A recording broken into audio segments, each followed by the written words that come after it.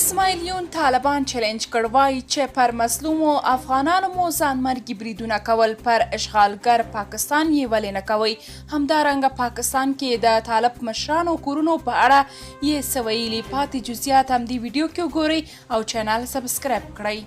لومړی افغانستان ته لا ډیر کار په مخ کې دی چې له ګاونډیو په تیره بیا له پاکستان سره د پوځي ځواک انډول برابر کړي، خو د لنډ وخت لپاره اوسنیو چارواکو ته پکار ده چې له خپلو هغو سرتیرو څخه کار واخلي چې همدا اوس جنت ته سترګې په لار دي.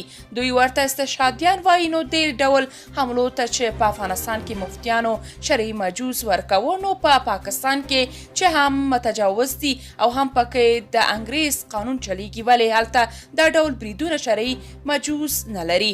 په کابل کې پر ځینو علمي مرکزونو به دا ډول بریدونه ډیر ضروري وو، که د لاهور پر هیرامنډي به ضروري وي. مفتي صاحبان څه وایي؟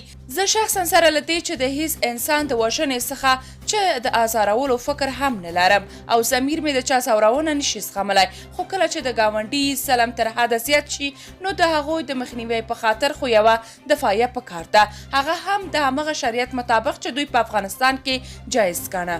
دوهم د چارواکو استوګنځي د تیر نظام اکثره چلوونکي ځکه په ولس کې بې اعتباره شول چې کورونه، اولادونه او مالونه یې بهر کې او مقامونه یې دلته وو. له دې وطن سره یې د درد، سختۍ او مینې هیڅ ډول پیوند نه درلود. کله چې نظام ړنګ شو هر یو خپل استوګنځي ته لاړ. ان د جمهور رئیس په ملاتړ پسې هم چا 11 کسیزه مظاهره ونه ویستله. د اوسنیو چارواکو کورونه هم په پاکستان کې دي. له دوی څخه هم دا هیله نشي کېدی چې د پنجاب د مداخلو پر ضد دې په زغرده د خپل ولس ته څنګ ودرېږي. دوی سره له دې چې څوکۍ او مقامونه یې دلته دي، خو کورونه، مدرسې او اولادونه یې هلته دي. نو چې اوس سل په سلو کې دلته یو شرعي او اسلامي نظام واکمن دی، نو څه کړي چې د انګریزي قانون تر چتر او د پنجاب د واک تر سیوري لاندې د اثرات ژوند تیروي. او که هغه ژوند تر دې ښه وي نو بیا خو به ځینو ته دا خبره دا معنا ورکړي چې شرعي او اسلامي حکومتونه د خلکو د ژوند جوګنې دي. که څنګه نوي چارواکي باید د تیرو چارواکو له بې شرمه تېښتې څخه پوره عبرت واخلي.